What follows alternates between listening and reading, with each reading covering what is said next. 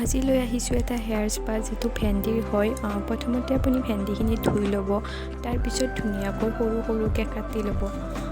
যেতিয়া এইখিনি কাটা হ'ব তো ধুনীয়াকৈ এটা চচপেনত পানীৰ লগত ভেন্দিখিনি মিক্স কৰি লৈ ল'ব আৰু এইটো গেছত বহাই দিব। তো এইখিনি যেতিয়ালৈকে সিজি নাযায় তেতিয়ালৈকে আপোনালোকে সিজাই থাকিব আৰু যেতিয়া সিজি যাব তাৰ পাছত এইখিনি ধুনীয়াকৈ মিক্সাৰত মিক্স কৰি লৈ ল'ব। আৰু এইখিনি মিক্স হোৱাৰ পাছত এখন চাফা কাপোৰত আপুনি এইখিনি ধুনীয়াকৈ চেকি লৈ ল'ব। আৰু এটা কথা, এইটো মই এটা ভিডিঅ'ত পাইছিলোঁ, তো তাৰ পৰা মই এইটো ট্ৰাই কৰি চাইছোঁ আৰু মই ধুনীয়া ৰিজাল্ট পাইছোঁ। তো আপোনালোকে যদি বিচাৰে এইটো আপোনালোকে ট্ৰাই কৰি চাব পাৰে। তাৰপাছত এইখিনি চেকি লৈ আকৌ নেক্সট আপুনি চচপেনটোত ঢালি দিব লাগিব, কাৰণ এইখিনি আকৌ এবাৰ উতলাব লাগিব।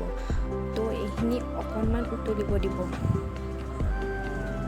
আৰু এইখিনি উতলাৰ পিছত ইয়াত দিব লাগিব অলপ পিঠাগুড়ি। তো অলপ পিঠাগুড়িত আপুনি অলপমান পানী মিক্স কৰি লৈ ল'ব আৰু মিক্স কৰি আপুনি তাত ঢালি দিব। এটা কথা মনত ৰাখিব, পিঠাগুড়িখিনি দিয়াৰ পিছত কিন্তু আপুনি এইখিনি ধুনীয়াকৈ লাৰি থাকিব লাগিব। যদি আপুনি নালাৰে তেতিয়াহ'লে সেইখিনি গোট মাৰি যাব পাৰে।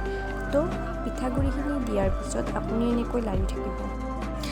আৰু এইখিনি এতিয়া হৈ গ'ল। তো এইখিনিত মিক্স কৰিব লাগিব নাৰিকল তেল অলপ আৰু এভিয়ন এটা।